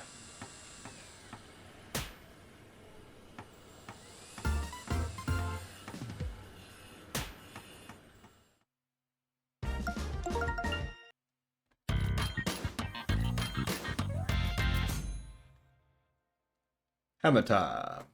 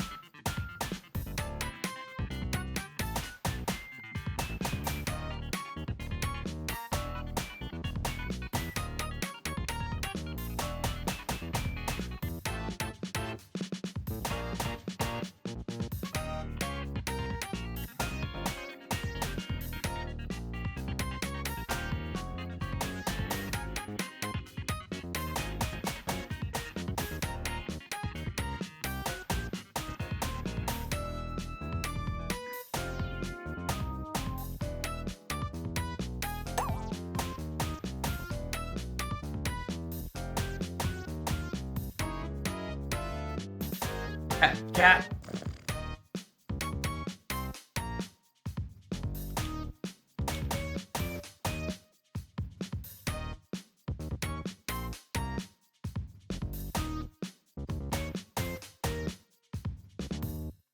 Alright, I was one off. We can do this.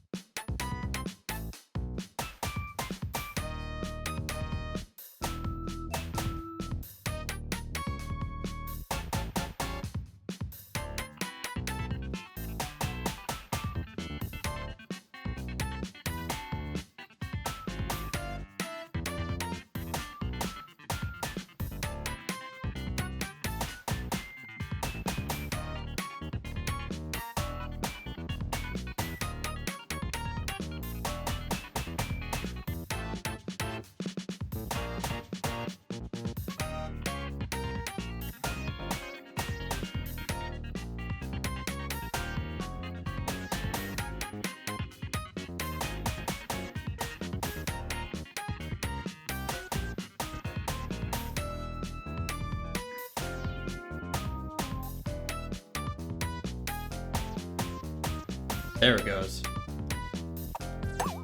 No! Ah! Ah!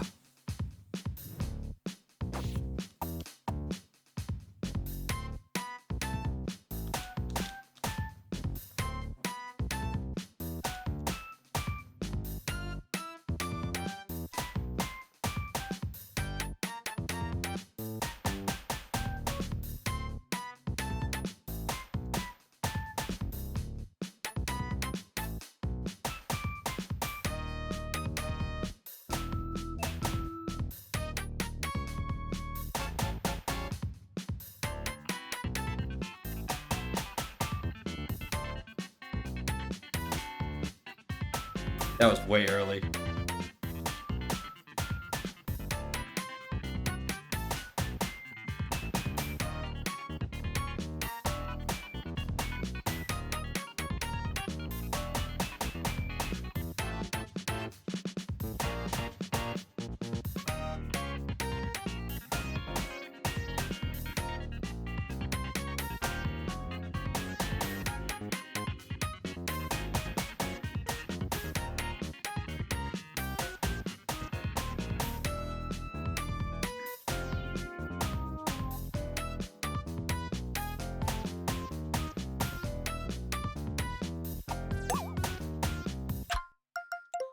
Dang it.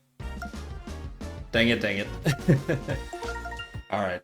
How about, yeah, volcano.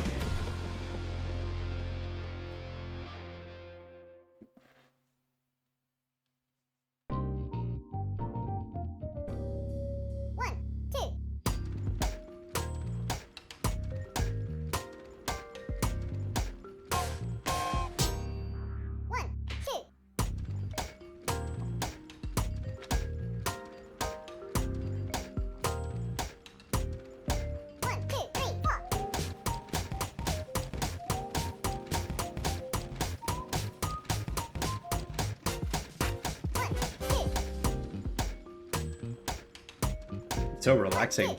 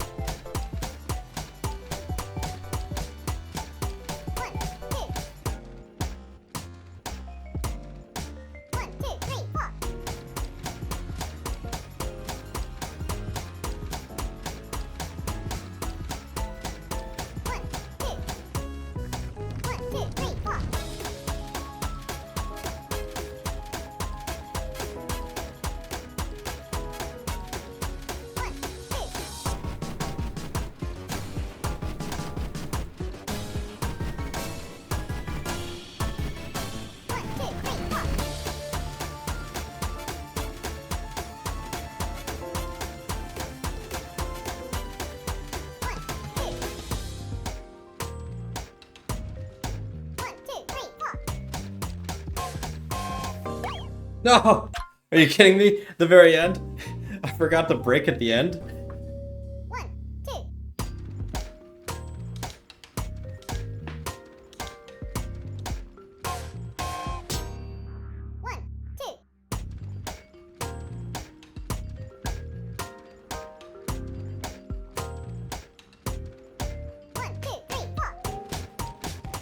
It is such a relaxing song, though.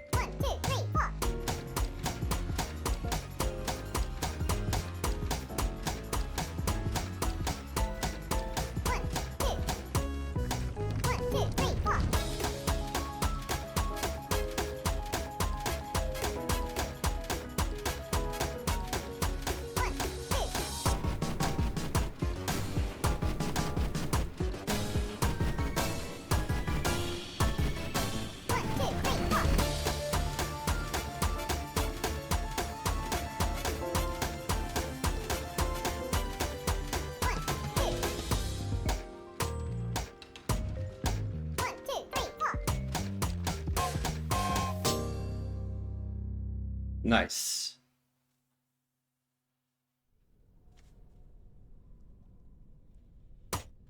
Couldn't ask for a better partner.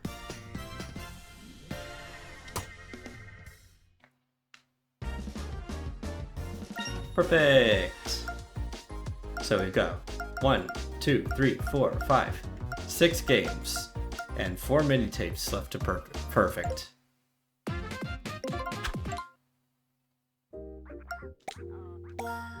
Wow. Wow.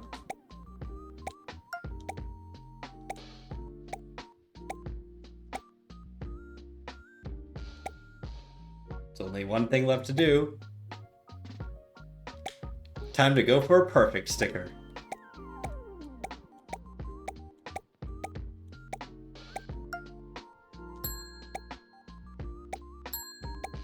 Yes, it works.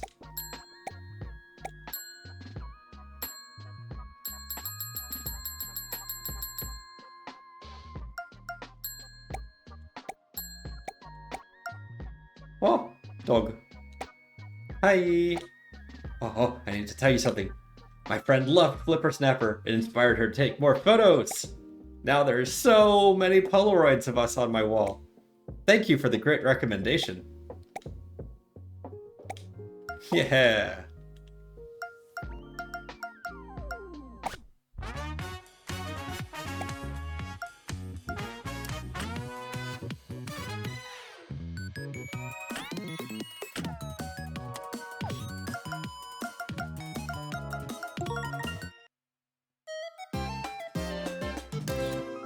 Flipper Snapper. Fast mode.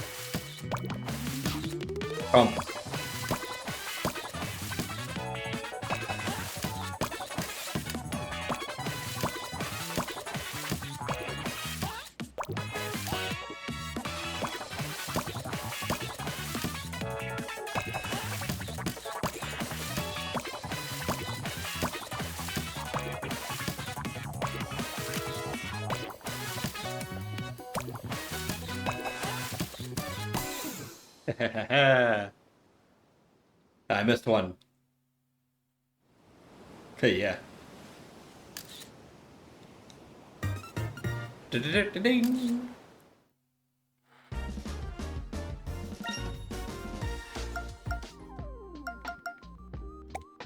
Wow, we both wandered in here at the same time. What are the odds? You look like a fun person. What do you like to do when you're bored?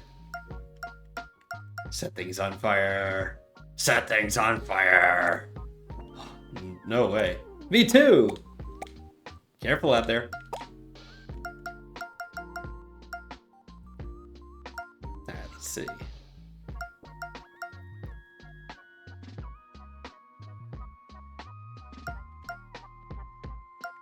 Alright, this could be really strange. Let's do Octi Party on very fast.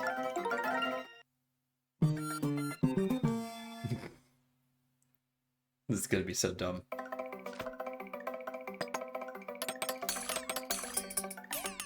Oh my god, I'm filling it so full.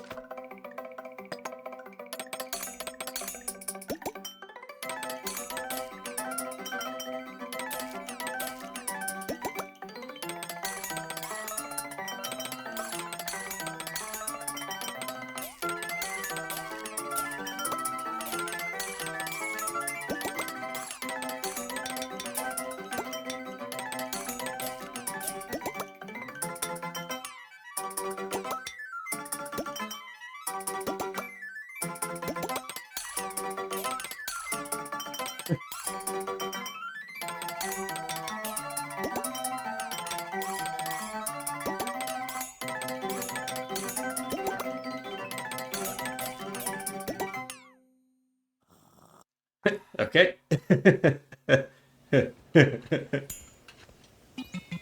Try again.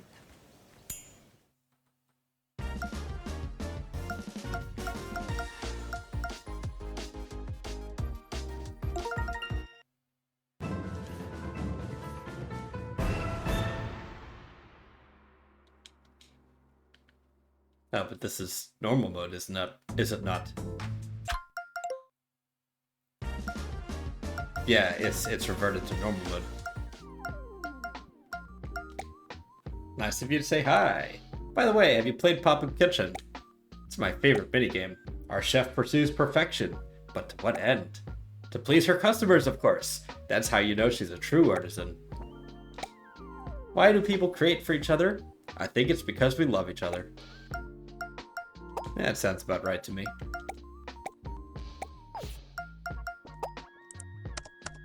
And because I love each other so much, I'm going to disable the firewall again.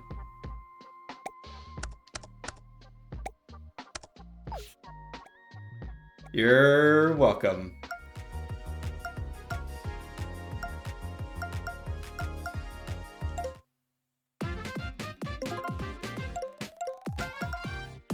Alright, I think that'll do it for today.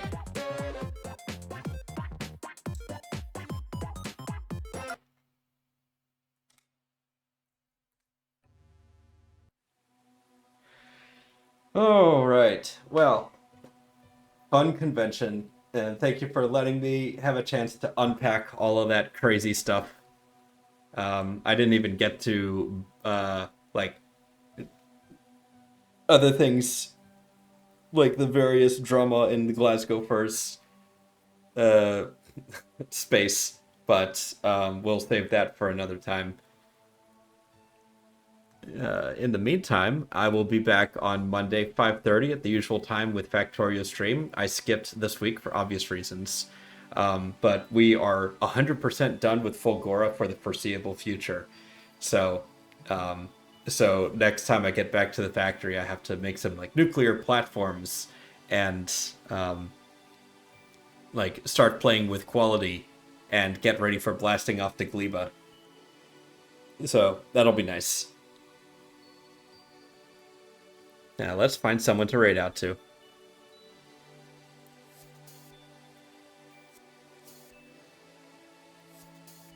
Ooh, interesting. So Ryu the Tiger is playing Mugenics, which I don't know anything about, except that they've got they've hired a bunch of well-known content creators like Moist Critical and Vinny Vinesauce and like Tom Cardy and a bunch to voice the cats. So I'm interested in this stream suddenly. So I'm gonna kick you guys over to them. As always, thank you for joining me. I'll see you next time.